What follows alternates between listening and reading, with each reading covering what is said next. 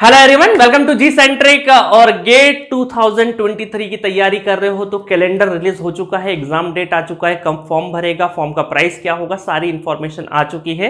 मैं थोड़ा लेट हो गया ये वीडियो लाने में क्योंकि मेरी 15-20 दिनों से तबीयत ठीक नहीं थी, इस वजह से थोड़ा सा लेट हो गया हूं। बट ठीक है, देर आए दुरुस्त आए।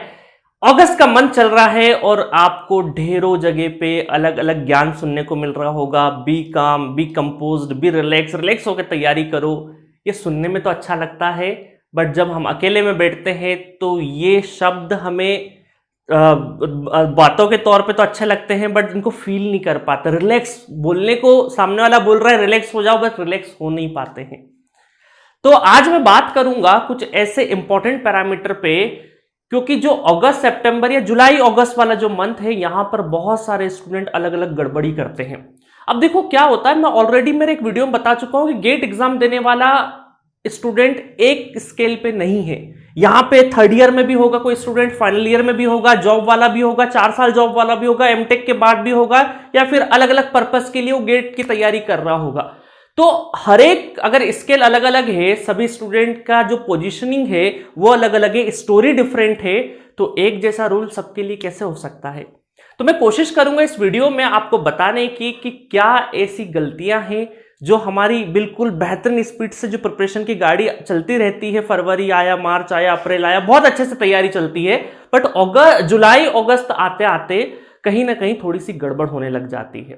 तो सबसे पहले बात करूंगा जो लोग इंजीनियरिंग कॉलेज में है, अभी इंजीनियरिंग पास नहीं किए हैं, जो फाइनल ईयर में है या थर्ड ईयर में है, उन स्टूडेंट के साथ में क्या प्रॉब्लम होती है कि कई बार हम प्रिपरेशन करते करते हमारे दोस्त को फोन घुमा देते हैं, क्योंकि आपके आसपास के ज्यादातर स्टूडेंट तैयारी कर रहे होते हैं। आप फोन लगाए कि हाँ भाई कैसी तैयारी चल रही है आपकी, तो आपका दोस्त बोलेगा उधर से कि यार मेरे तो 7-8 सब्जेक्ट हो गए हैं अगस्त आते आते, और आप बोलेंगे कि यार मेरे तो 4-5 सब्जेक्ट ही हुए हैं, है ना। फोन पे कन्वर्जेशन चलता है, तो आपने फोन जैसे ही फोन लगाया कि अपने दोस्त को कि पूछा कि कैसी तैयारी चल रही है, तो आपके दोस्त ने एक 220 या 440 वोल्ट का झटका दे दिया आपको और बोल दिया कि मेरे तो 7-8 सब्जेक्ट हो गए हैं। तो पहले तो ये 7-8 सब्जेक्ट सुन के ही आप बड़े भौचक्के हो जाते हो और आप बोलते हो धीरे से कि यार मेरे तो 4-5 सब्जेक्ट हुए। असल में 4 ही सब्जेक्ट होते, बट फिर भी 7-8 सुन लेते हो, तो एक आध सब्जेक्ट बढ़ा के ही बताते हो अपने दोस्त को यार मेरे तो 4-5 सब्जेक्ट हुए। तो आपका दोस्त बोलेगा क्यों भाई, मैं तो सिलेबस कंप्लीट करने में लगा हूं, आप क्या कर रहे हो। यार मैं तो 4-5 सब्जेक्ट पढ़ रहा हूं, दिन भर करते क्या हो, 4-5 सब्जेक्ट पढ़ रहा हूं और उनका थोड़ा बहुत रिवीजन भी करता हूं 1-2 घंटे में, और बाकी नया भी पढ़ रहा हूं, तो मेरा तो पूरा दिन ऐसे ही निकल जाता है। आपके 6-7 सब्जेक्ट कैसे हो गए। तो सामने वाला आपका जो दोस्त तैयारी कर रहा होता है वो ये बोलता है कि यार रिवीजन बाद में करेंगे, पहले सिलेबस कंप्लीट करते हैं, सिलेबस एक बार कंप्लीट हो जाएगा देन हम रिवीजन करेंगे। तो और उसके साथ साथ में जैसे ही सिलेबस कंप्लीट होगा टेस्ट भी लगाएंगे और रिवीजन भी करेंगे एक साथ, तो पहले सिलेबस कंप्लीट करते हैं। तो आप उसकी बातें सुन के आपको लगता है कि यार मेरे जो टीचर ने बताया रिवीजन भी साथ में करो, ये शायद अधूरी अधूरी बात है, क्योंकि आसपास का जो माहौल है वो सिलेबस कंप्लीट करने की तरफ लगा हुआ है। तो आप भी अपने दोस्त को प्रॉमिस करते हो चलो ठीक है मेरे 4-5 सब्जेक्ट हो गए, मैं जो रिवीजन में 1-2 घंटे वेस्ट कर रहा था वो अब नहीं करूंगा, और कल से ही अपने दोस्त को प्रॉमिस करते हो कल से ही मैं सिलेबस कंप्लीट करने पर लग जाऊंगा। रिवीजन भाड़ में जाए, साइड में रखते हैं, पहले सिलेबस कंप्लीट करते हैं। सही बोल रहा है मेरा दोस्त, 6-7 सब्जेक्ट कंप्लीट कर लिए, मैं 4 पे ही अटका हूं। तो आप मुझे एक चीज बताइए कि क्या सिलेबस कंप्लीट करने से रैंक आ जाएगा। क्या सिलेबस, क्योंकि आप देखो एग्जाम में जो बैठने वाले कैंडिडेट होते हैं वो ज्यादातर कैंडिडेट जो कोचिंग इंस्टीट्यूट वगैरह से तैयारी करते हैं, और ऑलमोस्ट मैं ये मान के चल रहा हूं कि अगर किसी ब्रांच में अगर 1 लाख या 80,000 बच्चा दे रहा है एग्जाम, तो ये मान के चलो 25 से 30,000 स्टूडेंट कम से कम सिलेबस कंप्लीट करके ही बैठता है अपना। और 25,000 बच्चा अगर बैठ रहा है तो भी 25 नंबर लाने वाला, आउट ऑफ 100 25 मार्क्स लाने वाला स्टूडेंट मात्र 7-8 हजार ही होता है। इवन बहुत सारे लोग जो सिलेबस कंप्लीट करके जाते हैं वो कई बार अपना क्वालिफाई भी नहीं कर पाते हैं, ठीक है, अपना क्वालिफाई भी नहीं कर पाते, 25 नंबर भी नहीं ले पाते हैं। तो ऐसा क्या रीजन है कि यार सिलेबस का कोई गारंटी है कि सिलेबस आपने अगर कंप्लीट किया है तो रैंक आ ही जाएगा। तो ये बहुत ज्यादा भ्रामक बातें हैं, बहुत ज्यादा मिथ है स्टूडेंट के बीच में कि हम सिलेबस कंप्लीट करके चले जाएंगे तो हमारा बहुत अच्छा पेपर चले जाएगा, बहुत अच्छा रैंक आ जाएगा। ऐसा बिल्कुल भी नहीं है। सिलेबस कंप्लीट करना अच्छी बात है, बट सिलेबस कंप्लीट करके आप एग्जाम में अच्छा रैंक लेके आ जाएंगे, इसकी कोई गारंटी नहीं है। हो सकता है आप क्वालिफाई भी नहीं कर पाए। तो यहां से क्या होता है, आप अपना जो डाइवर्टेड जो रूट है ना, जो प्रिपरेशन का रास्ता है, वो बदल लेते हैं। क्यों? क्योंकि आपके आसपास जो चीजें माहौल चल रहा है, सिलेबस कंप्लीट करो, सिलेबस कंप्लीट करो, और आप जिस इंस्टीट्यूट में पढ़ भी रहे होते हैं, मान लीजिए अगर ऑफलाइन पढ़ रहे हैं तो वो लंबी लंबी क्लास हो जाती है, अगस्त सितंबर के बाद लंबी लंबी क्लास के आपको पता ही नहीं है। आप सुबह गए, शाम 8-8 घंटे की क्लास में बैठे, बस सिलेबस कंप्लीट कर रहे हैं, रिविजन करने का टाइम ही नहीं मिल पा रहा है। तो इस चक्कर में क्या होगा कि शुरुआत के 2-3 सब्जेक्ट तो आपने बहुत अच्छे तैयार करे हैं, बट अब जो आने वाले सब्जेक्ट्स है उसमें सिर्फ आप पढ़ रहे हैं और बस सिलेबस कंप्लीट कर रहे हैं, आप उनका रिवीजन नहीं कर रहे हैं, तो आपको रिलेटिवली ये लगेगा कि मेरे शुरुआत वाले सब्जेक्ट के कंपैरिजन में अभी जो सब्जेक्ट चल रहे हैं वो कहीं ना कहीं वीक है, क्योंकि इस पे मैंने ज्यादा टाइम नहीं दिया है। तो आपके दिमाग के अंदर 2 सब्जेक्ट के बीच में का कंपैरिजन, और ऊपर से एंजाइटी, बहुत ज्यादा सोचना, आपके दोस्त का क्या चल रहा है, 6-7 सब्जेक्ट हो गए, अब तो मेरे को फटाफट 8-9-10 सब्जेक्ट कंप्लीट करना है, सिलेबस कंप्लीट। और आप जैसे जैसे सिलेबस कंप्लीट करोगे पीछे का भूलते जाओगे, क्योंकि आपने रिवीजन छोड़ दिया है। तो एक सबसे बड़ी गलती जो अगस्त मंथ के बाद स्टूडेंट करते हैं कि सिलेबस कंप्लीट करने की तरफ इतना ज्यादा वो ध्यान दे देते हैं कि पीछे की चीजें जो पढ़ रहे हैं उसको रिवाइज नहीं करते हैं। क्योंकि डाइजेस्ट कंटेंट पढ़ना इंपॉर्टेंट नहीं, उसको डाइजेस्ट करना इंपॉर्टेंट है। और मैटर ये करेगा रैंक आने में कि उस 3 घंटे में आपको कितने सब्जेक्ट याद है, या कितने सब्जेक्ट के अच्छे से आपने क्वेश्चन प्रैक्टिस करी है, और उस 3 घंटे में कितने अच्छे से आप अपनी प्रिपरेशन को एग्जीक्यूट करते हो। इस वजह से रैंक आएगा। तो मैं ये भी नहीं बोल रहा हूं सिलेबस कंप्लीट करना बुरी बात है, बट हाँ, सिलेबस सिर्फ कंप्लीट करना जरूरी नहीं है, उसके साथ साथ उसको डाइजेस्ट करना भी जरूरी है। क्योंकि हमारे जब एज ए स्टूडेंट होते हैं ना, 2 डाइजेस्टिव सिस्टम होते हैं, एक तो स्टमक में होता ही होता है, एक डाइजेस्टिव सिस्टम यहाँ पे होता है। हम जो कंटेंट पढ़ रहे हैं उसको वापस आपको डाइजेस्ट भी करना है, मतलब रिवाइज भी करना है। तो प्लीज मेरी जो लोग अभी तक कम से कम मैं मान के चल रहा हूं 4 से 5 सब्जेक्ट जिनके स्टूडेंट के हो गए हैं, बिल्कुल घबराने वाली बात नहीं है। आप आराम से अपनी प्रिपरेशन, और जो 4-5 सब्जेक्ट विद रिवीजन कर रहे हैं, जैसा मैंने बता रखा है कि आपको रिवीजन करना है, 2 घंटे रिवीजन के निकालना है, 1-1.5 घंटा 2 घंटा आपको रिवीजन के लिए निकालना है। जो पढ़ चुके उसका रिवाइज करना बहुत ज्यादा जरूरी है। चाहो तो एक सब्जेक्ट छोड़ के चले जाना, बट रिवीजन छोड़ने की गलती मत करना।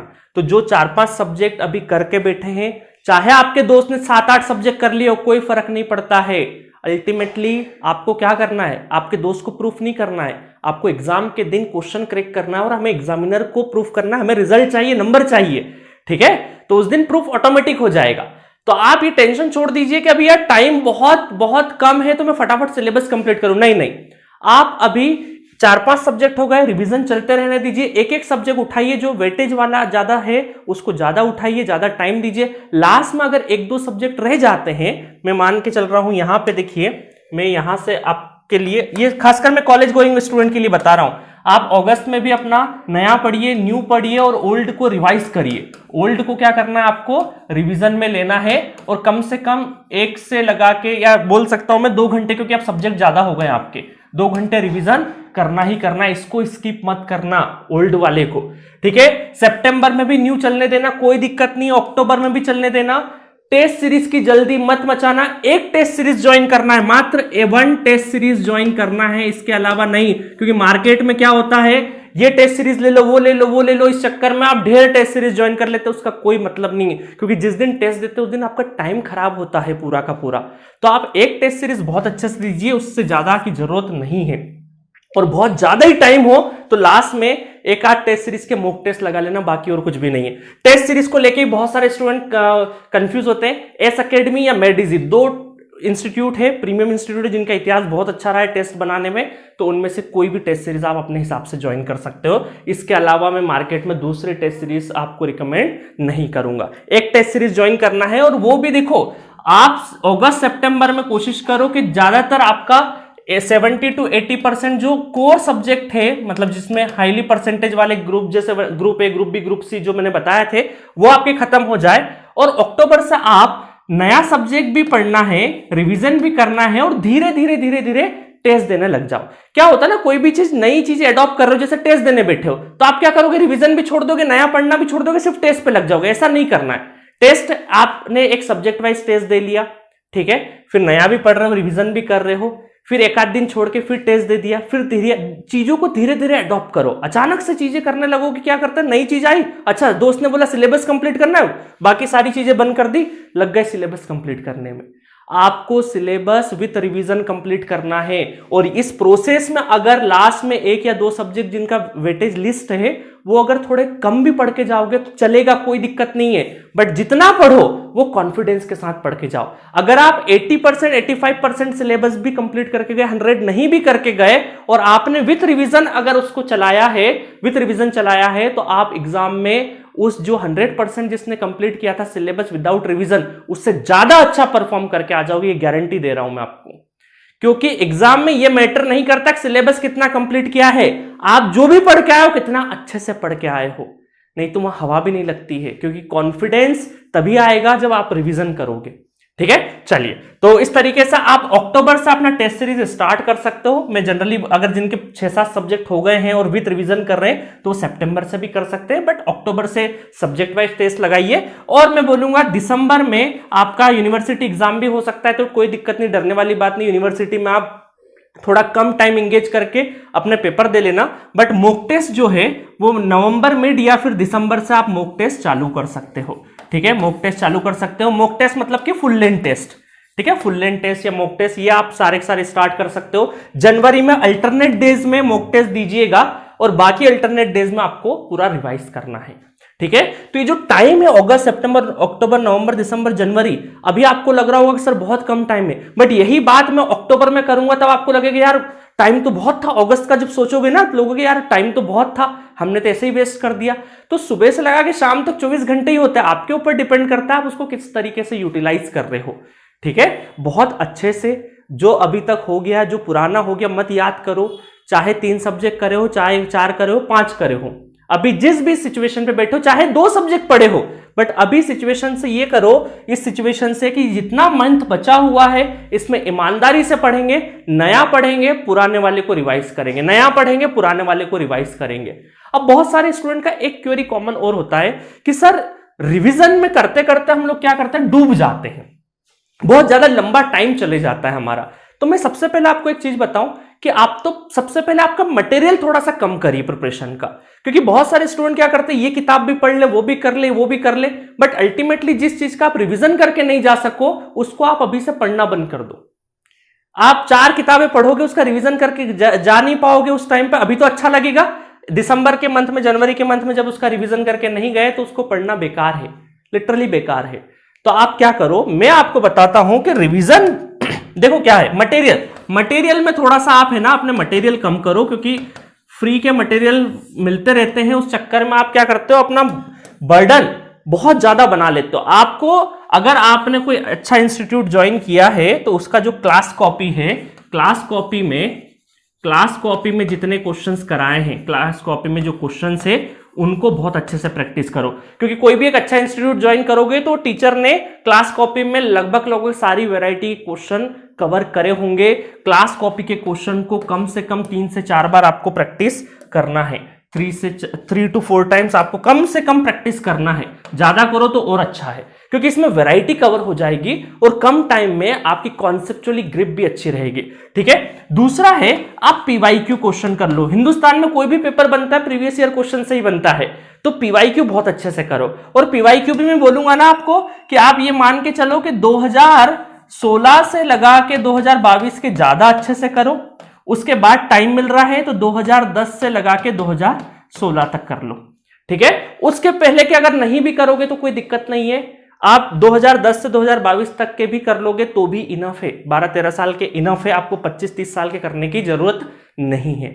तो क्लास कॉपी के क्वेश्चंस, पीवाईक्यू क्वेश्चंस और बाकी क्वेश्चंस आपके कहां पे, टेस्ट के अंदर कवर हो जाएंगे। बाकी सारे के सारे जो टेस्ट जब आप यहां दोगे तो टेस्ट के अंदर वेरिएशन कवर हो जाएंगे, बट गेट में 80% जो पेपर बनता है वो यहीं से बन जाएगा। 20% जो थोड़े से क्वेश्चन अच्छे वाले पूछे जाते हैं वो टेस्ट से आपको एक आइडिया हो जाएगा कि किस तरीके से इसमें वेरिएशन हो सकता है। बाकी आप ज्यादातर इन चीजों पे ही फोकस करो, इससे ज्यादा मटेरियल की आवश्यकता नहीं है। अननेसेसरी की किताबें वगैरह मत उठाओ, उसका कोई मतलब नहीं है। जिस चीज का रिवीजन करके नहीं जा सके उसका कोई भी मतलब नहीं है। ठीक है, ये समझ में आ गया कॉलेज गोइंग स्टूडेंट के लिए। अब जॉब गोइंग स्टूडेंट के साथ में क्या होता है कि उनके आसपास कलीग्स बहुत सारे लोग तैयारी कर रहे नहीं होते, तो वो एकला चलो की पद्धति पे चलते हैं। हाँ हमारी चल रही प्रिपरेशन, तो 2 दिन अच्छा प्रिपरेशन करते जॉब वाले स्टूडेंट, तीसरे दिन लगता है कि यार पता नहीं आज काम का लोड ज्यादा है, पढ़ ही नहीं पाए।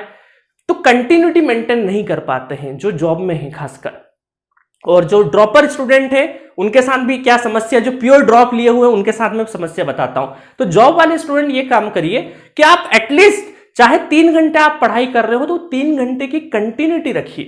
कंटिन्यूटी बरकरार रखना बहुत जरूरी है, क्योंकि जॉब में क्या होता है, एक दिन आपको हो सकता है वर्क प्रेशर ज्यादा हो तो उस दिन मन नहीं करेगा, अगले दिन फिर पढ़ने बैठोगे, यार कल तो पढ़ा नहीं, रिवीजन नहीं किया, तो चलो आज भी पता नहीं मन नहीं लग रहा है तो उस दिन भी छोड़ दिया।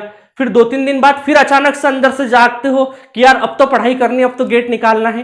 तो आप कुछ भी मत करो, बहुत ज्यादा मत सोचो, टाइम सफिशिएंट है। 5 to 6 मंथ का टाइम बहुत होता है गेट में, क्योंकि ऑलरेडी आप जॉब में हैं तो आपको रिस्पॉन्सिबिलिटी और आपका ग्रास्पिंग लेवल ज्यादा होगा एज कंपेयर टू जो फ्रेशर स्टूडेंट है। बस आपको क्या करना है, अपने मटेरियल पे स्टिक रहो, बहुत ज्यादा मटेरियल मत फैलाओ। दूसरा चीज क्या करना है, आपको अपनी कंटिन्यूटी बरकरार रखना है। 2 घंटे या 3 घंटे भी पढ़ रहे हो ना तो कंटिन्यूशन में पढ़ो। सैटरडे संडे जिस दिन छुट्टी उस दिन थोड़ा सा ज्यादा पढ़ लिए, ठीक है। और सिर्फ आप क्लास कॉपी और पीवाईक्यू पे ही फोकस करो, इसके अलावा कुछ भी फोकस करने की जरूरत नहीं है। और जी सेंट्रिक्स अगर पढ़ रहे हो, और अगर इलेक्ट्रिकल ब्रांच की बात करूं मैं, क्योंकि मैं इलेक्ट्रिकल के 3-4 सब्जेक्ट जो मेन है वो पढ़ाए हैं मैंने, तो वहां पर मैंने पूरे इलेक्ट्रिकल के पैकेज में 2500 के ऊपर क्वेश्चंस कवर करे हैं। तो आपको क्लास में हर वैरायटी का क्वेश्चन हम लोगों ने करवा दिया क्लास कॉपी में, ताकि आपको और किसी सोर्स की जरूरत नहीं पड़े। ठीक है, बाकी ईसी और इंस्ट्रूमेंटेशन के लिए भी अच्छे लेवल पे न्यूमेरिकल करें, बट इलेक्ट्रिकल का सिलेबस ज्यादा है तो ऑब्वियस सी बात है नंबर ऑफ क्वेश्चंस उसमें ज्यादा कराए गए हैं। ठीक है, एक और चीज, अब ड्रॉपर स्टूडेंट की बात करें अगर, तो ड्रॉपर स्टूडेंट के साथ में दिक्कत क्या होती है, जिसने एक बार गेट में थोड़ा सा अच्छा परफॉर्म किया है और वो अब तैयारी कर रहा है अपनी वापस दोबारा बहुत अच्छी रैंक के लिए, तो चाहे वो फाइनल ईयर का स्टूडेंट हो सकता है या चाहे वो ड्रॉपर स्टूडेंट हो सकता है, अगर उसने 3rd ईयर में ही बहुत अच्छी तैयारी कर ली होगी तो उसका सिलेबस कंप्लीट हो चुका होगा एक बार, और वापस से कुछ 1-2 सब्जेक्ट अच्छे से पढ़ रहा होगा। या जो ड्रॉपर स्टूडेंट है जो एक बार अच्छे से गेट दे चुका है, अच्छी रैंक के लिए तैयारी कर रहा है, तो कई बार क्या हुआ मैंने देखा है कि बहुत सारे पोटेंशियल वाले स्टूडेंट का रैंक नहीं आ पाता है। वो क्या गलती करते हैं, क्योंकि जो एक्सपीरियंस खिलाड़ी होता है उसको क्या होता है, ज्यादा चीजें पता है प्रिपरेशन, और कई बार ज्यादा चीजें पता होना डिसएडवांटेज हो जाता है, क्योंकि आपको ये भी पता है कि अच्छा इस वाली चीज में ये भी होता है, ये बुक्स भी होती, वो बुक्स होती, तो आप ओवर थिंकिंग कई बार क्या होती है, घातक हो जाती है। आप बहुत ज्यादा एक्सपेरिमेंट करने लग जाते हो, बहुत सारी किताबें, बहुत सारा अननेसेसरी का मटेरियल इंक्लूड कर लेते हो अपने प्रिपरेशन में, और कई बार आप एग्जामिनेशन हॉल में उतना अच्छा परफॉर्म नहीं कर पाते हो जितना आप डिजर्व करते हो।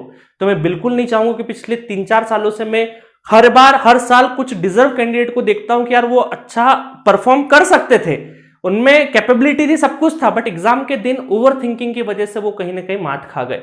क्योंकि वो क्या होता है, क्वेश्चन आया एक एग्जाम में, देखो क्या होता है, प्रैक्टिकली बता रहा हूं मैं आपको, जैसे ही क्वेश्चन आया पेपर खुला तो वो क्या होते हैं, जो ज्यादा पढ़ के जाते हैं, ज्यादा ओवर थिंकिंग करके जाते हैं कि हाँ हम तो बहुत ज्यादा मटेरियल लगा के, सपोज करो एक नेटवर्क का क्वेश्चन आसान सा दे दिया और वो उस टाइम पे स्ट्राइक नहीं कर रहा है, तो वो इमोशनली होके क्या करेंगे, आधा घंटा 1.25 घंटा एक क्वेश्चन पे वेस्ट कर देते हैं, टाइम बहुत ज्यादा एंगेज कर देते हैं किसी एक क्वेश्चन पे। और जो नया नवेला स्टूडेंट होगा वो सोचेगा अच्छा अभी नहीं बन रहा, चलो आगे बाद में करेंगे।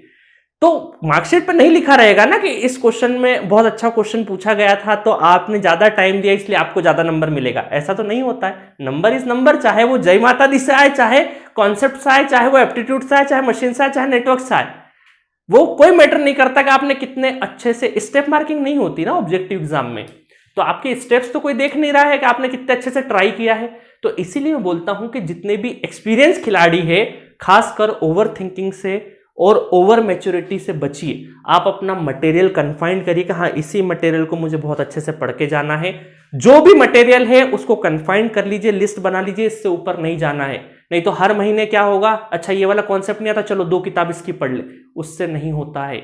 65 क्वेश्चन आते हैं, और अगर आप, और देखो गेट एग्जामिनेशन पहले से प्रिडिक्ट कर सकते हो कि कहां से क्वेश्चन आते हैं, हर साल आपको पता है कि यहां से क्वेश्चन आता है, यहां से क्वेश्चन आता है, यहां से क्वेश्चन आता है। तो 65 में से 65 क्वेश्चन अगर आए हैं, इसका मतलब क्या है, 65 कॉन्सेप्ट है, और अगर आपने 50-55 कॉन्सेप्ट भी बहुत अच्छे से पढ़ लिए हैं और उनको बहुत अच्छे से इंप्लीमेंट कर लिया है तो आपका सिलेक्शन हो जाएगा।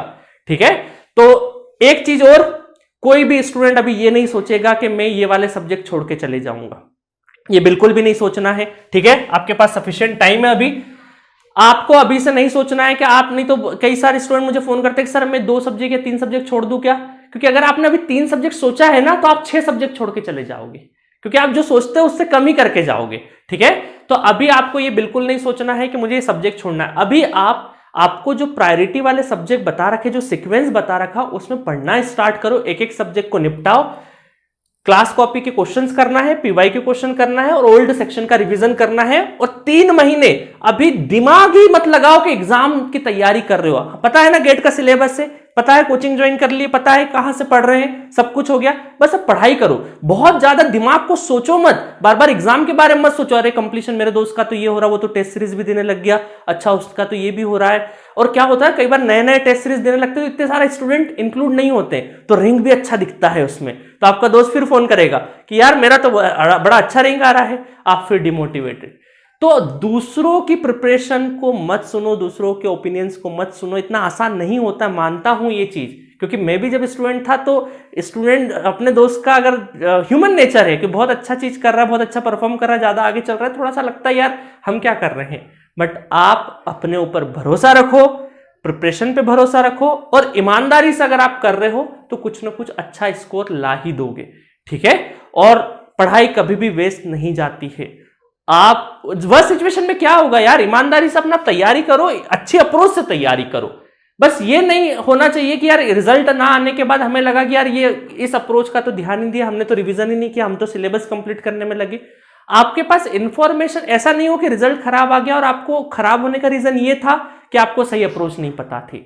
ठीक है, तो ये चीज नहीं होना चाहिए, रिग्रेट नहीं होना चाहिए। ठीक है, लड़े हैं, अच्छे से एग्जाम देंगे, अच्छे से करेंगे, सिलेक्शन होना नहीं होना बात की बातें हैं, किस्मत में हो सकता है 1 साल और तैयारी लिखा होगा या कुछ और लिखा होगा, हम तो हमारी मेहनत करें ना।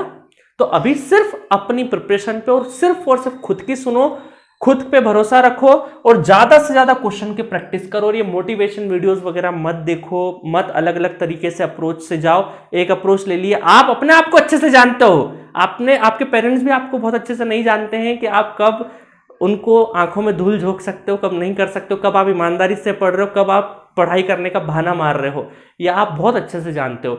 आप ये चीज दिमाग में बिठा लो कि अब जो आप पढ़ाई कर रहे हो वो आप अपने लिए पढ़ाई कर रहे हो, किसी को दिखाने के लिए पढ़ाई नहीं कर रहे हो, ना ही किसी को प्रूफ करने के लिए पढ़ाई कर रहे हो। आप अपने जिंदगी के लिए, अपने करियर के लिए, अपनी बेटर लाइफ के लिए पढ़ाई कर रहे हो। तो उसमें कम से कम दिखावा मत करो, बेईमानी मत करो, जो समय मिला है सदुपयोग करो और ईमानदारी से पढ़ाई करो। ठीक है, बाकी कोई भी और पर्सनल डाउट हो, किसी का कुछ भी हो, तो जी सेंटर का एप्लीकेशन डाउनलोड करना, उसके चैट बॉक्स पर आप मैसेज ड्रॉप कर सकते हो, मुझे जब भी टाइम मिलता है तो मैं मैसेज का रिप्लाई कर देता हूं। ठीक है, वहां पे। और जी सेंट्रिक पे 11 या 12 अगस्त से आई थिंक थोड़ा सा प्राइस हाइक होगा, जो कि हर बार अगस्त में होता है। बहुत ऐसा हाइक नहीं हो रहा, 10 से 30% के बीच में ही हो रहा है। ऑलरेडी हमारा फीस स्ट्रक्चर बहुत ही अफोर्डेबल उसमें बनाया था कि हर एक कैटेगरी का स्टूडेंट बेनिफिट उठा पाए। बट फिर भी जो ओल्ड स्टूडेंट है उनको हम लोगों ने पहले इन्फॉर्म कर दिया, जो कोर्स लेना चाहते हैं तो 12 अगस्त से पहले ले लीजिएगा फी हाइक। और लास्ट दिन का प्लीज वेट मत करिएगा, उस दिन बहुत ज्यादा रश होता है हमारे, क्योंकि साल भर में एक या दो बार ही ऑफर आते हैं और प्राइस हाइक एक बार होता है, मात्र अगस्त में ही होता है। वो पिछली बार भी अगस्त में ही हुआ था। तो लास्ट डे का प्लीज वेट मत करिएगा, क्योंकि बहुत ज्यादा रश हो जाता है। ठीक है, और बाकी ईमानदारी से पढ़ाई करिए और रिवीजन पे बहुत ज्यादा फोकस करिए। ये जो सिलेबस कंप्लीशन वाली चीज है, इस पे बहुत ज्यादा ध्यान देने की जरूरत नहीं है। सिलेबस 100% नहीं भी हुआ तो कोई दिक्कत नहीं है, आप कम से कम 80% सिलेबस तो बहुत अच्छे से करिए। और जो बचा हुआ 20% सब्जेक्ट है, मान लीजिए कि आपका 2-1 सब्जेक्ट हो सकता है उस टाइम पे नहीं टाइम मिल रहा है, तो उन 2 सब्जेक्ट को पूरा नहीं छोड़ना है, उसमें से जो इजी पोर्शन है वो कम से कम करके चले जाइए। 80% तो बहुत अच्छे से करना है, 20% आपको लग रहा है कि लिस्ट वेटेज वाले सब्जेक्ट इन पे बहुत ज्यादा टाइम नहीं देना है, तो कोई बात नहीं है, उसका जो इजी पोर्शन है उसको बहुत अच्छे से करके चले जाइए, ताकि 1 नंबर में कई बार इजी क्वेश्चन आया तो वो कम से कम क्रैक कर सको। टफ आया तो कोई दिक्कत नहीं, बट इजी क्वेश्चन छोड़ के आओगे तो रैंक पीछे लग जाएगा आपका। ठीक है, पीछे आ जाओगे। तो आपको जो सोच रहे हो कि इतना, ये जो 2-3 सब्जेक्ट है जो हम छोड़ के जानने का सोच रहे हैं, उनको भी पूरा नहीं छोड़ना है, उसका भी इजी पोर्शन करके जाना है। ठीक है, बाकी टेस्ट कैसे देना है, टेस्ट को एनालाइज कैसे करना है, ऑलरेडी प्लेलिस्ट अवेलेबल है। प्लेलिस्ट में जाना, गेट प्रिपरेशन स्ट्रेटेजी वाली प्लेलिस्ट में जाना, उसमें गाइडेंस वाले बहुत सारे वीडियोस है जहां पे मैंने टेस्ट के रिगार्डिंग बात करी है।